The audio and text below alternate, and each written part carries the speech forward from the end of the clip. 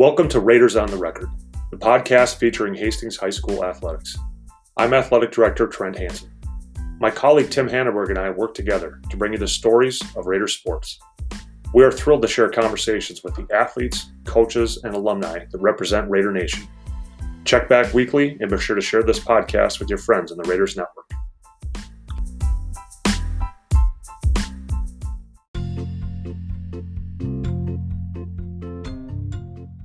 Briana Featherstone Aarness is a 1997 Raider graduate. During her time at Hastings High School, she competed as a diver and set the school records for the 6 and 11, while also qualifying for the state tournament during her junior and senior years. Brianna still holds the school record for the 11 dive. In 2011, diving was brought back to Hastings High School, and Brianna was hired as a girls' head coach in both the boys and the girls during the following year, where she has been since. Here we are with Coach Briana Aarness. Coach, you are alumni from Hastings as well. So let's start back at the beginning. Were you eventually from Hastings, or did you move to Hastings? Were your parents from Hastings, or did they eventually come to Hastings at one time? Talk about your family growing up. Once again, your mom, your dad, any brothers or sisters. Once again, let's hear about your life growing up in Hastings. Yeah, I did grow up in Hastings. My parents were not from Hastings. My dad was from Red Wing and my mom was from South St. Paul. So they just kind of picked a middle spot between the two cities, and that's how they chose Hastings to live. And I do have three older brothers, so they were your pretty stereotypical older brothers, like keep up or you're you're going to get left behind. So anything they did, I needed to do too. If they rode on the three-wheelers, I rode on the three-wheelers. If they were skiing, I was skiing. If they were climbing trees, I was climbing trees, because we grew up in the country, and there weren't a lot of like neighborhood kids around. So they were my friends and my playmates. And like I said, I had to keep up with them, otherwise I got left behind. So whether that was a baseball game or playing soccer or whatever, I just did whatever they wanted to do. I did have my Barbies and dolls and things like that I would play in when I couldn't keep up with them, but for the most part I just did whatever they did. So I think that kind of influenced me, as a person and who I am. But my dad owned his own business in Prescott, Wisconsin. My mom worked in the school system in the cafeteria for a long time. And so, yeah, we just grew up here. We were river rats. We had a boat, so we were constantly on the river. I think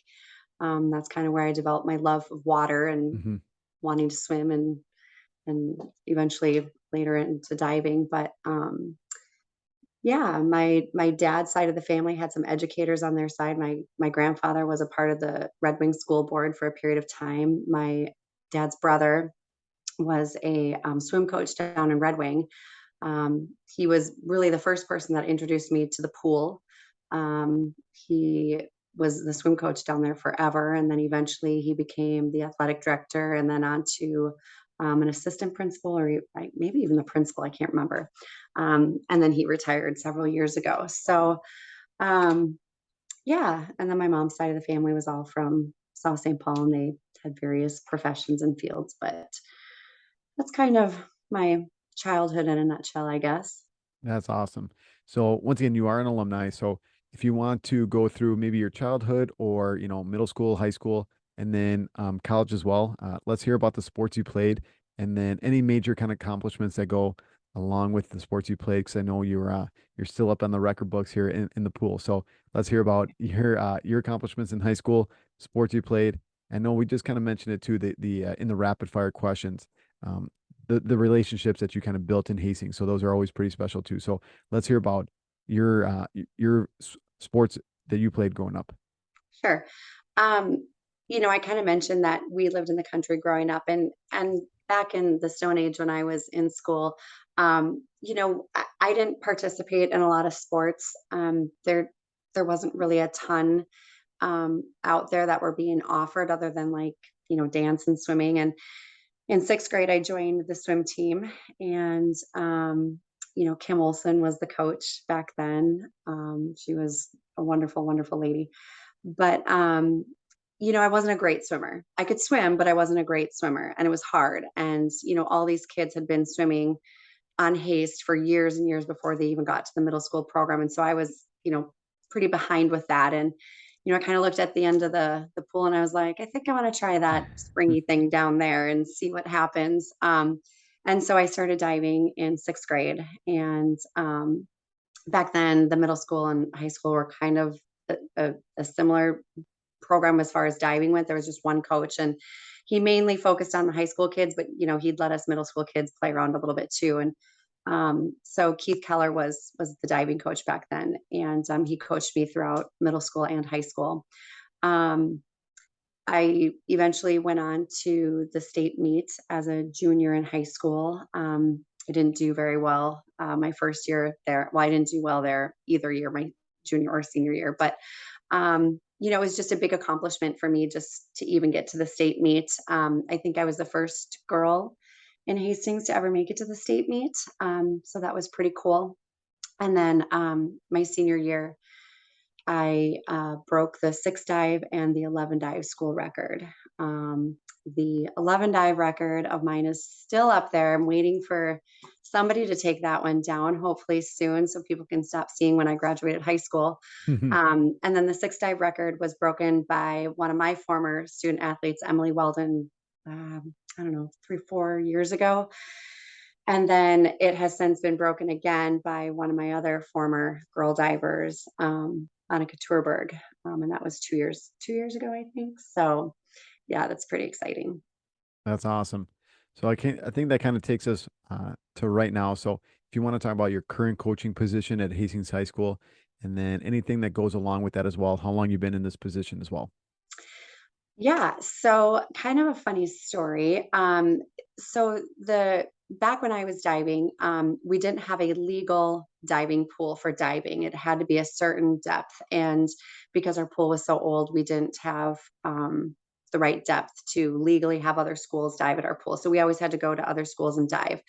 Um, and so after I graduated, I think it was a couple years after I graduated, they just stopped doing diving. They didn't hire another diving coach. They just didn't have divers because we didn't have a legal pool to dive in. And then the big construction happened where they redid the pool, and I think that was in 2011 going into 2012. And I had just moved back to Minnesota from Connecticut. I had lived in Connecticut for about 10 years. Um, and so when I moved back, I had, was at church with the family, and Jerry Rupp, who was my swim coach back in the day, approached me. He's like, "Hey, we're bringing diving back, and I don't know, do you think you might want to coach?" I was like, "Oh, I don't know. I mean, I don't know, really. Like me, like why?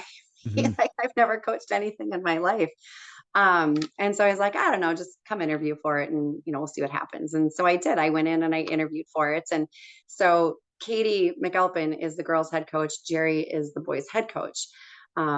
And so I always give him a lot of grief about this because Jerry didn't hire me. He ended up hiring somebody else, but Katie ended up hiring me. So my first year coaching, I did the girls' season only, and he had hired somebody else to do the boys' season. And it was a young man. So I think in his mind, he just was like, oh, it's a young guy, so he might relate better to the kids. And well, I'll let him tell why he didn't hire him back because I don't really quite know all the real reasons. But the next year I was hired back as the boys coach too. So I started coaching, I believe it was 2012. So this is my 10th, 11th year coaching.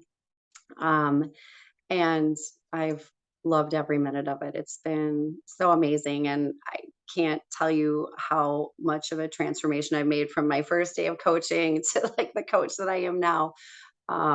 But it's been a real growing learning experience for me. I've always worked with kids throughout my entire adult life. I'm my other profession, my other side gig other than coaching is I'm a behavior analyst. And so I've worked with kids of all ages, and mostly now I work with adults that have disabilities. And so, I've always had experience with kids. I had my own 3 kids, which is why Katie said she hired me because I had 3 kids under the age of 3. She's like, if Hmm. you can handle that, you can handle anything. But yeah, I had never coached anything prior to doing this. And like I said, I've been here for 10, 11 years now, and I've really loved every minute of it. Yeah, that is, you kind of brought it up there. One of the questions that we're going to ask you, I always like hearing this from coaches too, is the evolution of becoming a coach and where you kind of started from to where you're at today. And and you never know where you're going to be in the future too. So is there anything now that you do now that you wish you did before? Or was there something that like you first started doing or you started doing when you first started coaching? You're like, God, I have no clue why I thought that was going to be successful or why I acted that way or something along those lines. So once again, you could take the question in a couple different ways. If there's something you used to do and you don't do it anymore, let's hear about that. Or is there something you do now and you're like, God, this has made the world of difference. If I would have known about this when I first started, I think I would have been a lot better coach back then. What do you think that would be for you? I mean, I'll never forget my first day of coaching, and I feel so bad. And I'm sure the student athlete would not mind me bringing up her name, but Britta Johnson was one of my very first divers. I showed up to practice. I'd researched and researched, like, okay, how am I going to coach this? What do I need to teach them? And I had like measurements of the diving board and how it worked, and the depth of the pool, and the different things that we need to know about diving. It was like going to be like a teaching lesson. Like I was going to sit there and I was Hmm. going to teach them verbally everything that I could find about diving. And poor Britta, as freshman, sitting there just so patiently, like, are we ever going to get up on the board and do anything? Or are you just going to keep talking about all these different things that we have no idea what you're talking about? And so eventually I stopped doing that each year when like new divers would come. I'm like, they don't really need to know this information yet. Like we'll get there eventually, kind of deal. And so I don't do that anymore. What I try and do now, and what I've learned over the years, is what's more important is knowing who the kids are, why they're there. Some kids just want to have fun. Some kids just want to be a part of something. Some kids want to come and learn how to dive and be the best, and win, and be competitive. And so each kid kind of brings a different story. And for me, not only as a coach, but in my professional background, I it's my job to get to know people and why they do the things that they do. Why are they making these choices? And so for me, it's just part of what I do. I just get to know the kids and really ask the questions, like, what are your goals? What do you want to Hmm. work on? How can I help you get there? What can I teach you? Do you just want something to do for a couple hours after school? Because we can just kind of sit around and have some fun and jump off the board. Or do you really want to learn diving and, be great at it and be at the state meet? What are your goals? And so I really try and understand why they're there so that I can be a better coach and understand, like, this is what they want, because not every kid is the same. They all want different things. Hmm. And I've just kind of learned that over the years, that not everybody's there to win. Not everybody's there to, have the same purpose.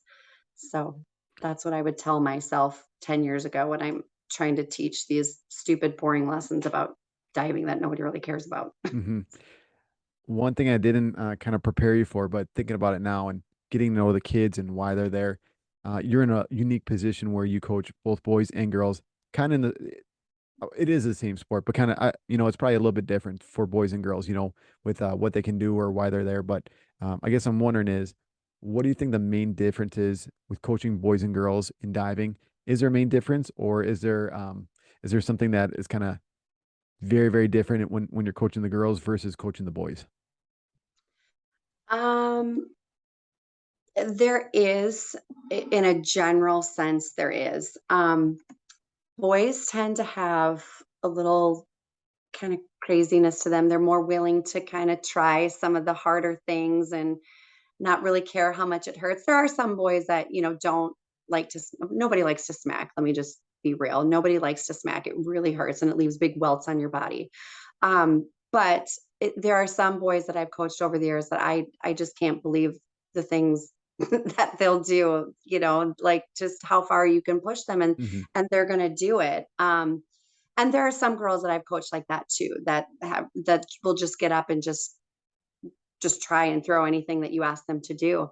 Um, but generally speaking, I think that the boys have a little bit more edginess to them, and they're kind of willing to be kind of crazy wild, whereas the girls are more, they kind of think things through longer. Like, if I do this and it doesn't go right, that's really going to hurt. And I Hmm. don't know that I want to do that. So there is kind of a general difference between the two of them, but it's also kind of the same too, because um, when you're asking somebody to do something that they've never tried before, and there's a likelihood that it could hurt, I say smack.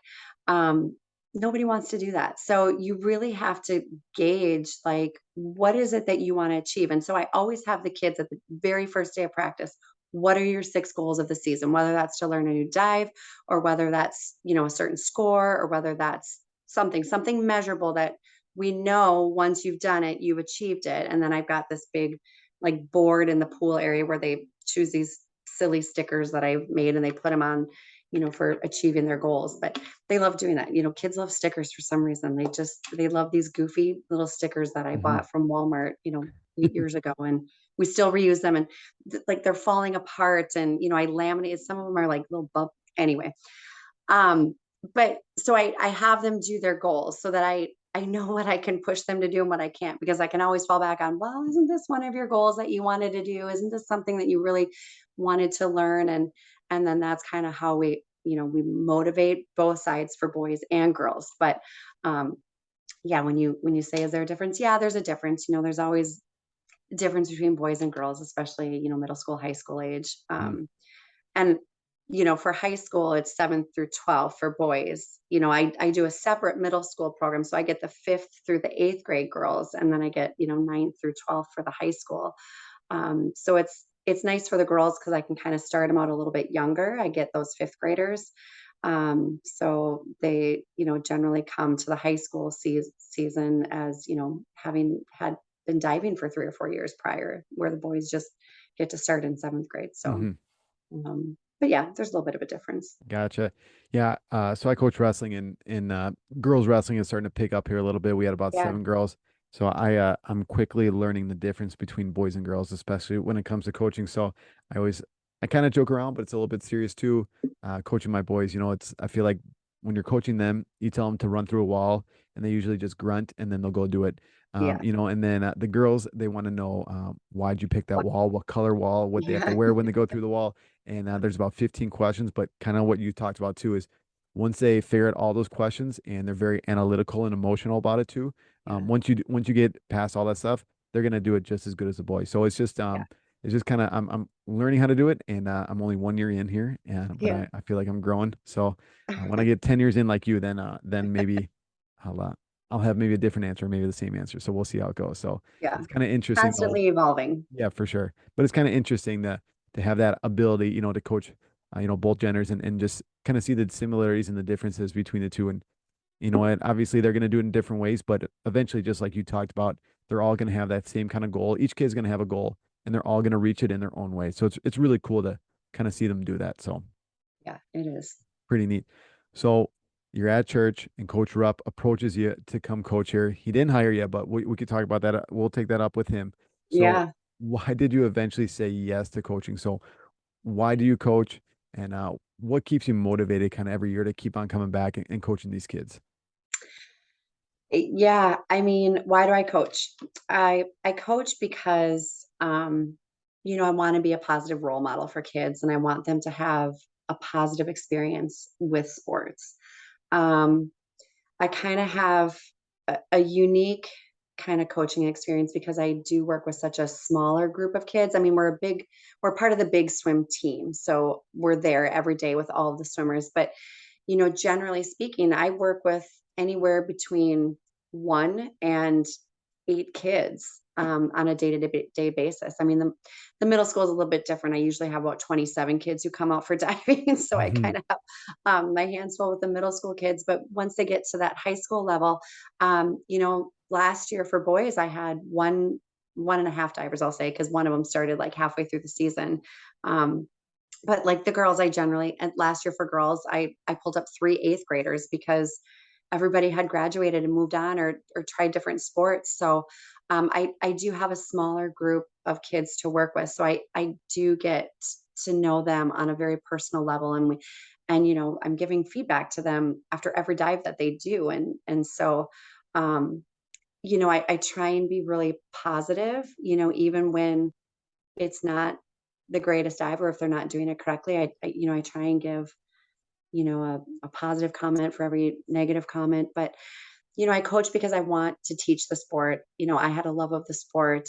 But more importantly, I coach because I really enjoy it. And I've always told myself when I stop having fun, that's when I need to hang my hat up because at that point I'm not going to be any use to anybody. Mhm. It's just not going to be enjoyable for anybody. And ask any of my divers, what's the number one thing I tell them every single time before I meet?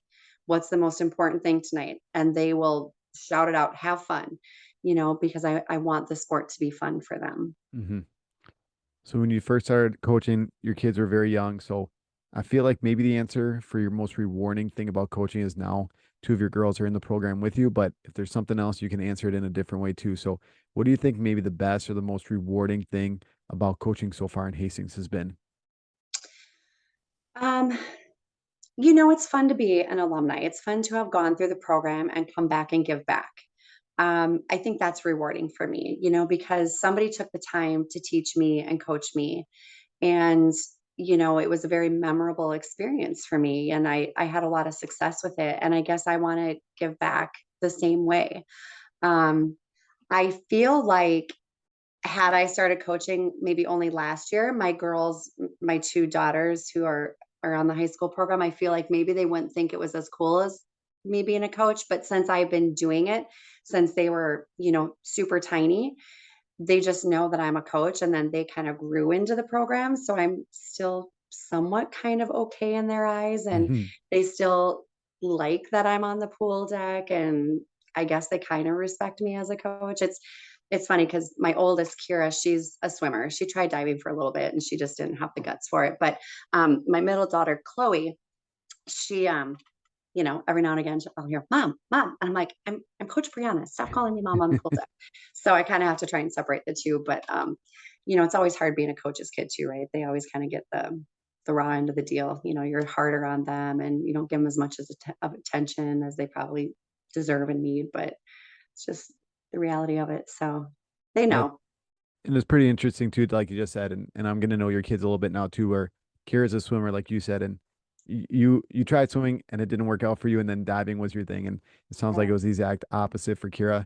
But then Chloe is kind of taken after you now, and is a very good diver for the program. So it's funny how they're each kind of a part of the program, but kind of two separate things within the program, which is pretty neat that swimming and diving has to offer. Yeah, and I didn't really want Chloe to dive at first because she really is a good swimmer too. And I just kept pushing her to do swimming. I'm like, I don't know if you want to dive. And she was relentless. She's like, I'm diving. I'm gonna Hmm. do this. And I was like, okay, you can try it. We'll see what happens. And she started in fifth grade and in middle school. And yeah, she's just really progressed That's pretty well. awesome. So yeah, it's been fun to watch her. So another question that our athletic director, Trent Hansen, always asks us is about defining success. So I know there's many different ways we can do this, especially for a sport like swimming, where there's the component of swimming and diving, and then all kind of wrapping together here for success of the team too. But how would you define success when it comes to your coaching? Yeah, and that was a pretty easy question for me because it popped into my head right away.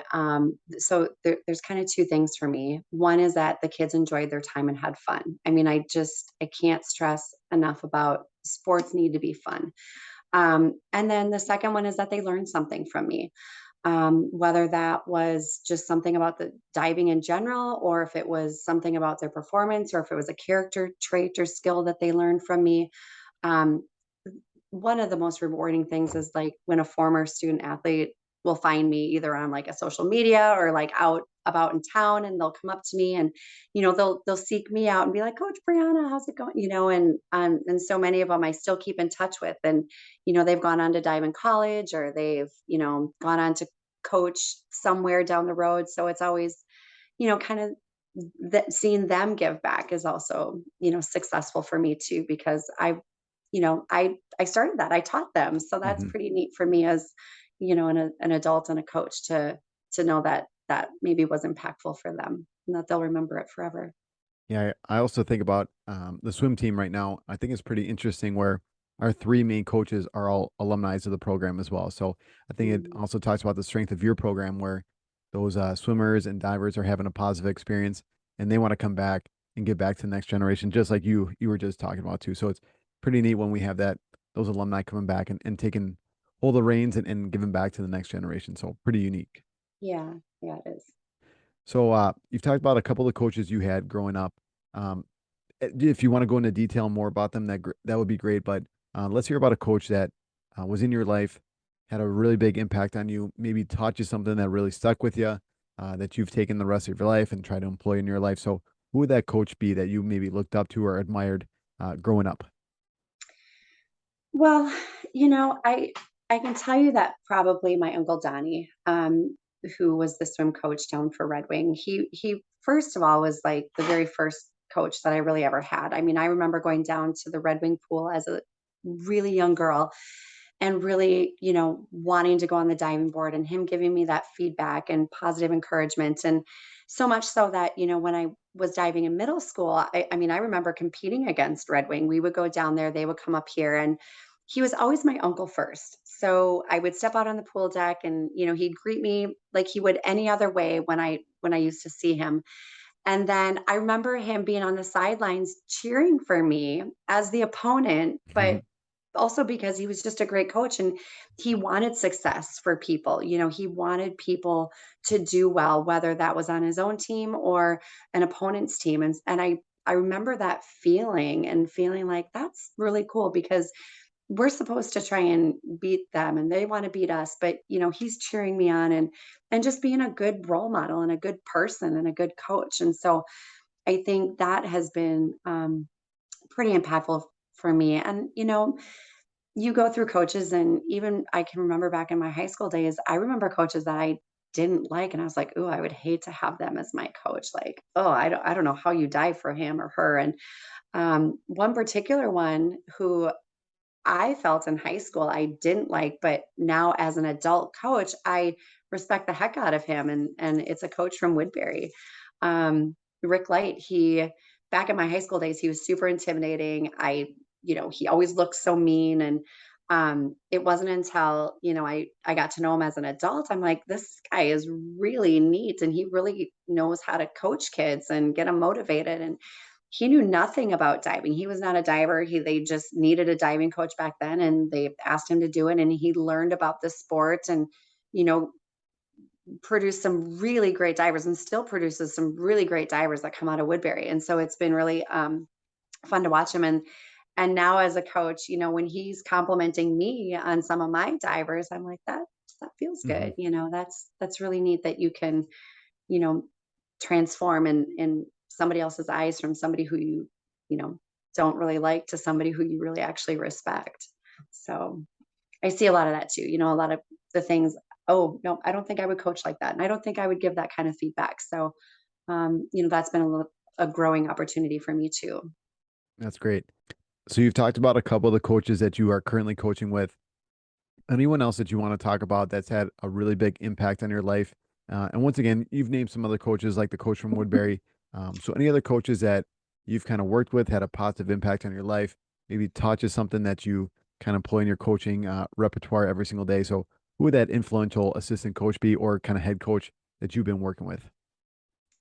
I've had the opportunity to work with, Katie and Jerry for a long time. They've been the two head coaches for, like I said, the boys and the girls. And there's been lots of assistant coaches that have come through that have worked in the program, whether it have been for a year or a couple of years. Even the middle school coaches that I work with, Chassie and Miss Atkins and Kate Riley, they've been really, positive people. You just everybody could just kind of has their own way and technique. And It's just been really nice to have such a wide variety of people that I've been able to work with. Um, I don't think I could pinpoint one person that's been super influential, but it's just been really nice to work with a wide variety of people from all different backgrounds, whether that have been swimming or a different sports team, whether they've come through the program. We've got some alumni coming back, like Kate Riley, you know, uh, Cassie Kimmis was an assistant coach for a while, and they, were all Raider alumni that went through the program. So again, it's just nice to get a younger perspective at times, but also, there's something to be said about somebody who's been coaching for a long time too. And, they've got, kind of a good knowledge base of, how things work and the history of it. So yeah, I mean, everybody that I've worked with has always been really great. Awesome. The next question I always like asking, especially someone like you, you're in a unique role where you're an alumni and a current coach.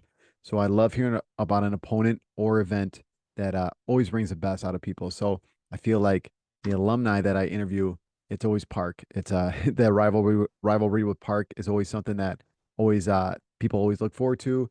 And it was just always really heated. Recently, sports like hockey and football are really gravitating towards St. Thomas.